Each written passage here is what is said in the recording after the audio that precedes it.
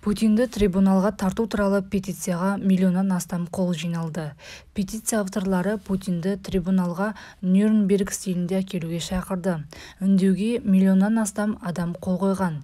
Петиция жасаушылар Украинадағы соғысқа кінәлілердің барлығын сотқа беруді талап етеді. Құжатта атап айтқанда Ресей президенті Путинге қатысты айтылған. Путинді жауапқа тартудың күшті жолы бар. Оны осы жан түршігерлік әрекеті үшін жеке айыптап, Нюрнберг үлгісіндегі жаңа трибуналға тарту керек делінген петицияда. Петиция осы уақытқа дейін 1 миллионнан астам қол жинаған. Олардың саны минут сайын арта түсуде.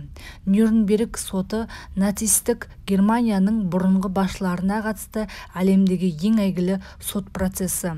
Ол 1945 жылы 25 қарашадан 1946 жылы 1 қазанға дейін Нюрнбергтегі Германиядағы халықаралық әскери трибуналда өтті. Яғни Нюрнберг сотына Путин тартылатын болса, оны өлім жазасы күтіп тұр.